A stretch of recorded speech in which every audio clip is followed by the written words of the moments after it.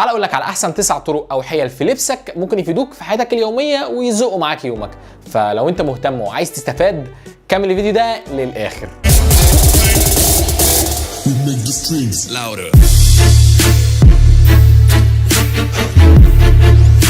بص، هو ساعات انت بتبقى نازل وعامل طقم في دماغك من بالليل وفجأة تيجي تنزل هتلاقي فيه مشكلة دايما في اللبس ده، واسع طويل ضيق، عندك فيه مشكلة فما بتبقاش عارف تعمل ايه في وقت حرج وانت لازم تنزل دلوقتي.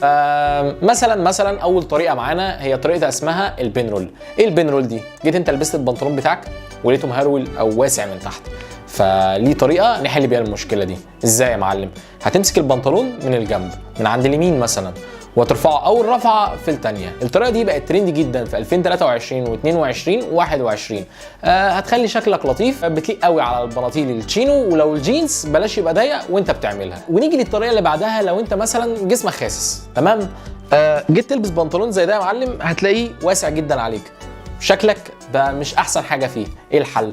في طريقه حلوه قوي. انت نازل الصبح ومفيش ترزي فاتح الصبح خالص، هتمسك البنطلون ونحطه في ميه مغليه مثلا لمده 10 دقايق. البنطلون الفايبرز اللي فيه بتخس شويه او بتنكمش شويه، لما تيجي تلبس البنطلون هتلاقيه ظبط لك الفراغات وهتلاقيه بقى مظبوط عليك. بس الطريقه دي بتشتغل لمره واحده بس، يعني ما ينفعش كل مره تبقى نازل بيه هتلاقيه بنفس الحجم عليك، لا خالص، هي اول مره بس، وبعد اول غسله ممكن تعمل فيه الحركه دي تاني وتكرار. طب جيت انت بقى يا ابو الفتاكه الطريقه دي ما عجبتكش، في حل تاني اسهل واسهل بكتير. ايه هو؟ هنلبس شورت باسكت او شورت بتاع كوره تحت الجينز بتاعك، ده بيملى لك الفراغات اللي موجوده والحاجات اللي ناقصه، بالذات منطقه المؤخره ومن عند الفخذين، بيدي شكل عضلي شويه وشكلك بيطلع شيك، او بيديك اللوك اللي انت محتاجه عشان تعلي ليفل الشياكه بتاعك. ساعات بنشتري قمصان والقميص ده بيبقى غالي شويه، فانت بتيجي يا معلم بكل نصيحه كده ما بتلبس مثلا تحتيه حاجه عادي، بس تيجي تقعد بتلاقي فيه فراغات ظهرت ما بين القميص، ده بيقلل من قيمه القميص، ومش شرط ان حد يبقى قاعد يشوف بطنك مثلا او صدرك، يعني دي مش احسن حاجه.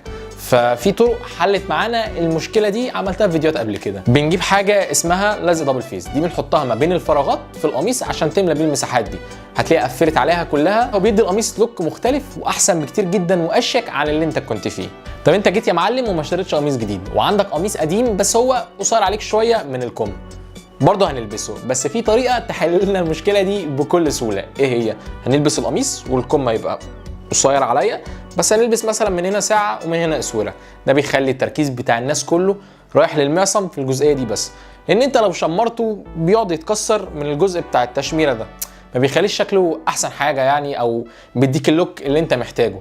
فدايما ما تكررش الحوار ده، بس دي في الحالات الزنقه قوي. طيب في مشكله بتواجه كل الشباب تقريبا، ان انت دلوقتي معاك فلوس عايز تشتري تيشرت، رحت اشتريت تيشرت عاجبك بس خامته ما كانتش احسن حاجه، فالتيشرت ده كش منك، جيت تلبسه بعد اول غسله بايظ. ففي حل يحل لك كل المشكله دي خالص. ايه هو يا معلم؟ هتجيب التيشرت ونحطه في طبق فيه ميه دافيه، نحط عليه بلسم للشعر ونمزجهم ببعض كده ونسيبه ينشف شويه.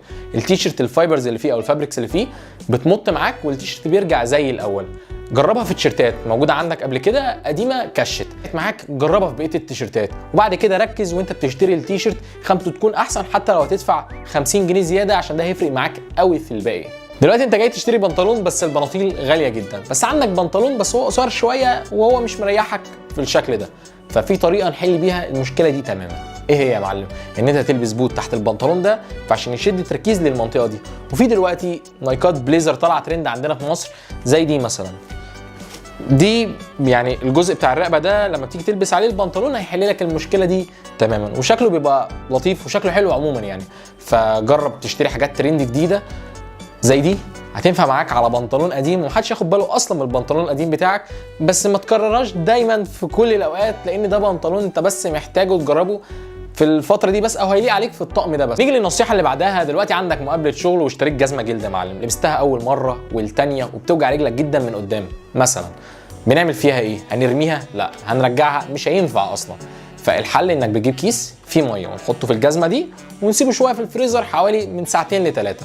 اللي بيحصل ان الكيس لما بيتجمد الجزمه هتوسع معاك شويه، فلو ما نفعتش معاك هتسيبها كمان حبه لحد ما الجزمه تيجي على مقاس رجلك، او هنجيب نعل خشب ونحطه في الجزمه دي زي اللي بيحصل عند اي حد بيصلح جزم.